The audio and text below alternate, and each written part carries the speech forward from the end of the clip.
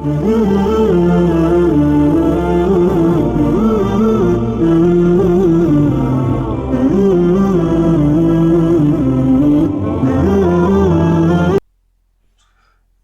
datang di channel Kisah Masyhur. Kali ini kita akan membawakan kisah tentang Abu Nawas dengan judul Membalas Perbuatan Raja.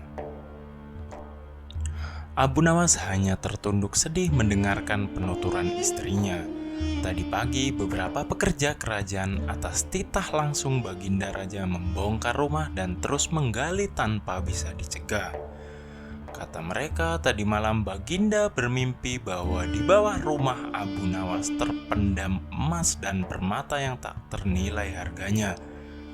Tetapi setelah mereka terus menggali, ternyata emas dan permata itu tidak ditemukan.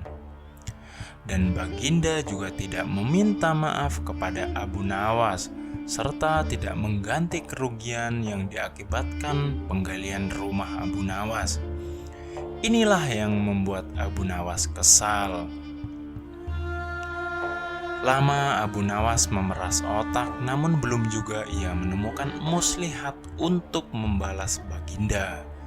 Makanan yang dihidangkan oleh istrinya itu tidak dimakan karena nafsu makannya lenyap. Malam pun tiba, namun Abu Nawas tetap tidak beranjak. Keesokan hari, Abu Nawas melihat lalat-lalat mulai menyerbu makanan Abu Nawas yang sudah basi. Ia tiba-tiba tertawa riang. "Tolong ambilkan kain penutup untuk makananku dan sebatang besi," Abu Nawas berkata kepada istrinya. "Untuk apa?" tanya istrinya heran. "Membalas Baginda Raja," kata Abu Nawas singkat. Dengan muka berseri-seri, Abu Nawas berangkat menuju istana.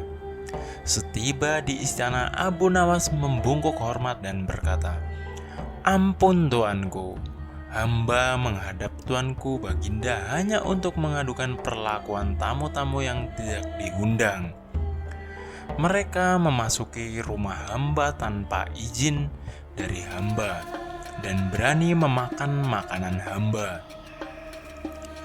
"Siapakah tamu-tamu yang tidak diundang itu, wahai Abu Nawas?" sergap Baginda kasar. "Lalat-lalat ini tuanku," kata Abu Nawas sambil membuka penutup piringnya. "Kepada siapa lagi kalau bukan kepada Baginda junjungan hamba? Hamba mengadukan perlakuan yang tidak adil ini."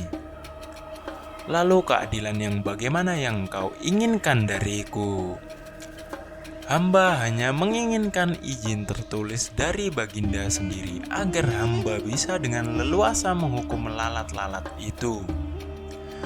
Baginda Raja tidak bisa mengelakkan diri menolak permintaan Abu Nawas karena pada saat itu para menteri sedang berkumpul di istana. Maka dengan terpaksa Baginda membuat surat izin yang isinya memperkenankan Abu Nawas memukul lalat-lalat itu dimanapun mereka hinggap. Tanpa menunggu perintah, Abu Nawas mulai mengusir lalat-lalat di piringnya hingga mereka terbang dan hinggap di sana-sini. Dengan tongkat besi yang sudah sejak tadi dibawanya dari rumah, Abu Nawas mulai mengejar dan memukuli lalat-lalat itu yang ada hinggap di kaca atau di singgasana kerajaan. Abu Nawas dengan leluasa memukul kaca itu hingga hancur. Kemudian vas bunga yang indah itu hingga hancur. Kemudian giliran patung hias sehingga sebagian dari istana dan perabotannya remuk diterjang tongkat besi Abu Nawas. Bahkan Abu Nawas tidak merasa malu memukul lalat yang kebetulan hinggap di tempayan Baginda Raja. Baginda Raja pun tidak bisa berbuat apa-apa kecuali menyadari kekeliruan yang telah dilakukan terhadap Abu Nawas dan keluarganya. Dan setelah merasa puas, Abu Nawas mohon diri. Barang-barang kesayangan Baginda banyak yang hancur. Bukan hanya itu saja, Baginda juga menanggung rasa malu. Kini ia sadar betapa kelirunya berbuat semena-mena kepada Abu Nawas. Abu Nawas yang nampak lucu dan sering menyenangkan orang itu bisa berubah menjadi garang dan ganas serta mampu membalas dendam terhadap orang yang mengusiknya. Abu Nawas pulang dengan perasaan lega. Istrinya pasti sedang menunggu di rumah untuk mendengarkan cerita apa yang dibawa dari istana. Demikian cerita Abu Nawas kali ini. Jangan lupa like, komen, dan subscribe channel ini jika kalian suka. Sampai bertemu di video selanjutnya.